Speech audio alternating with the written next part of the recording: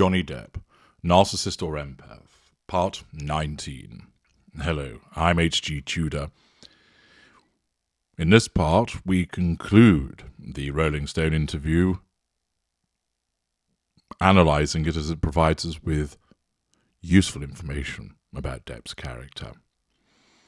By January 2016, the interview states, Mandel was informing Christie that they had 30 days of liquidity left. Things got so desperate that Mandel told Depp staffers to stop spending money on houseplants. A frustrated Depp said he wanted to review his accounts. The Mandels didn't have a problem with that. Depp still professed he trusted Joe Mandel, texting him in late February that he had a great love for him. Having a great love for your accountant/manager, is that grandiosity, or is that just the manifestation of Johnny Depp's emotional empathy, his own flavour, if you will? But then communication suddenly ceased. Depp fired TMG 10 days later, in March 2016, and the legal war began. The cessation of communications, the assertion of control by Depp through withdrawal, in effect ghosting them, or quite simply the fact that he recognised that he was going to get rid of them and therefore it was not necessary for him to deal with them. Later that night, Depp tells the interviewer about the acute depression he entered as his personal and financial lives came crashing down simultaneously. I was as low as I believe I could have gotten, says Depp in a dead voice. The next step was, you're going to arrive somewhere with your eyes open, and you're going to leave there with your eyes closed. I couldn't take the pain every day. Was this a genuine recollection of the pain that he was experiencing as a consequence of the pressures that he was experiencing? Or was this a reaction to the threat to control posed by his tanking finances? Or was there even a revision of history, and the recollection was doled out as a pity play to the interviewer? The determination of what Depp's is will enable us to understand precisely what that reaction would be. Depp went on tour with the Hollywood Vampires and decided to write a memoir on an old manual typewriter, like his hero Thompson. Is this mirroring, or is it simply an affection that he had for somebody that he looked up to? I poured myself a vodka in the morning and started writing until the tears filled my eyes, and I couldn't see the page any more, he says. Revision of history, doled out as a pity play, or truth? Depp wipes his eyes with the sleeves of his white shirt and continues his monologue. I kept trying to figure out what I'd done to deserve this.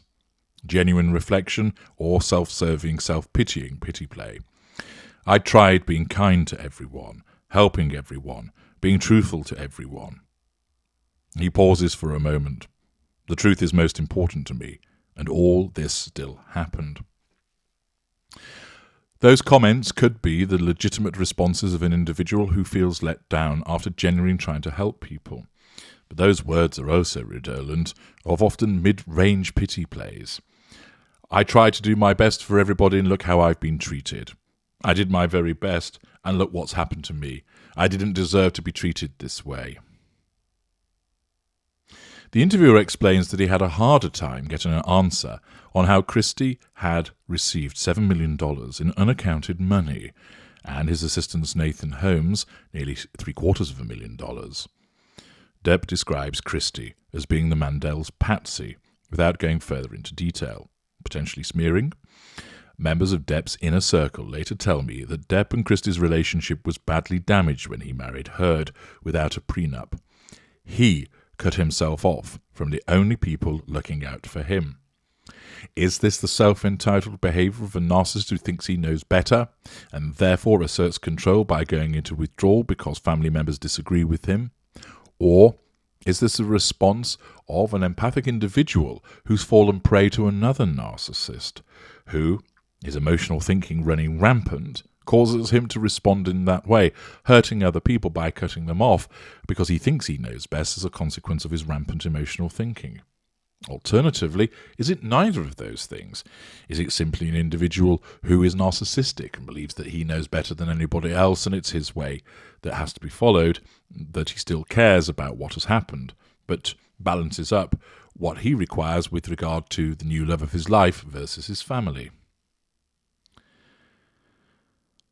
An insider also maintained that the idea that Depp didn't know his sister was receiving payments from his accounts was ludicrous, which also suggests that Depp was furnished with information but is revising history. Depp also tells the interviewer that Holmes never really received the total $750,000. He didn't get it all, Depp says. Later, Waldman tells the interviewer that Depp was confused, that Holmes had received all of the money. Both Holmes and Christie still work for Depp, with his sister running his production company, Infinitum Nihil.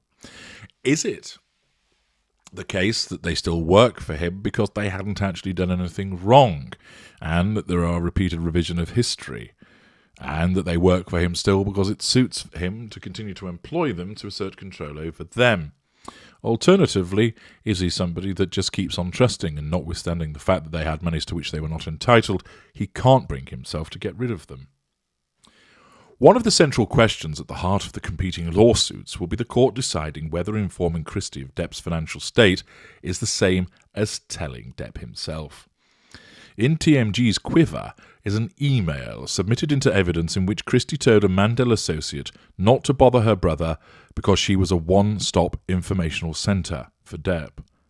When Mandel tried to apply Christie's producer's share of back-end movie profits to pay down the loan, according to sources familiar with the transaction, Depp became furious and refused to allow it. Hardly the action of a man being bamboozled by his management company.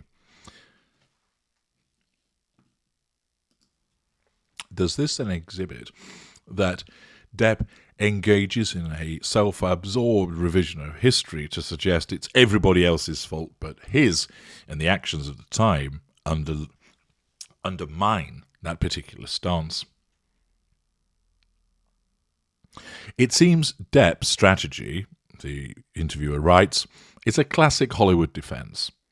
I wasn't paying attention, and while I wasn't paying attention, the people supposedly paying attention robbed me blind. He tells me that, to do justice to the assortment of eccentrics he played on film, he couldn't let the outside world intrude. Tim Burton told the interviewer that when Depp had his role of Willy Wonka, Depp was channeling one part Anna Wintour and one part Michael Jackson. If there were things for me to sign that would come in, and there would be occasionally, I would sign them like this, says Depp, pantomiming signing an imaginary paper with his right hand while his head was swiveled far to the left, staring into the London gloom. I don't want to fucking see what they are because I trust these people. Later, he grimaces, now I look right at everything I sign. Was it the case that this is accurate, that he did trust these people? Was it the case that actually he was entirely flippant, that the information was there for plain to see, but in his arrogance he couldn't be bothered with it? After my London visit, the interviewer explains that he obtained access to some of Depp's loan agreements, including one for more than $10 million. The terms and amount of the loan were right there on the summary page he signed. Depp would have to sign with his eyes closed to miss them.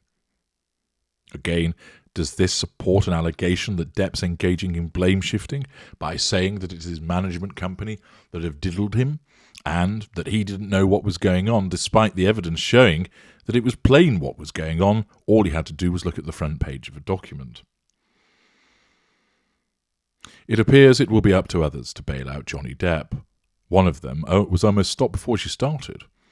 On the night of February the 28th, 2017, Janine Rayburn received a courier letter from Michael Kump, TMG's primary lawyer. It said, I'm writing to provide you with a copy of the severance release confidentiality non-disparagement agreement that you entered into with TMG effective December 3rd, 2010.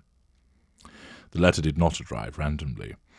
Rayburn is a former account manager for TMG and was tasked with handling Depp's finances.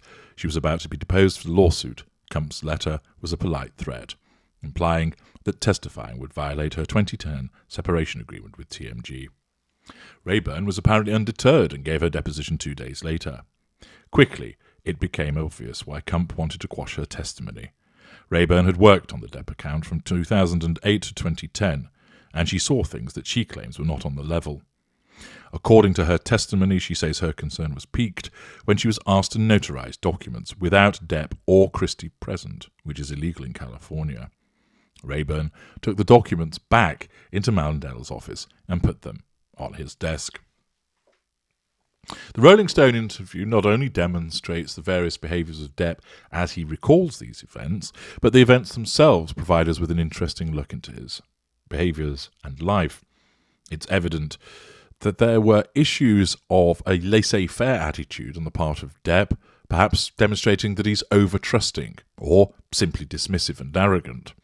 And there is a suggestion of some ne'er-do-well behaviours on the part of TMG, judging from Rayburn's testimony. Of course, the matter never got into court, the two sides settling the dispute thereafter. But nevertheless, this interview does provide us with further insight into the behaviours to assist with the determination. Next, in part 20, we turn to the evidence that has come out of the recent defamation trial. Join me to understand more about Johnny Depp.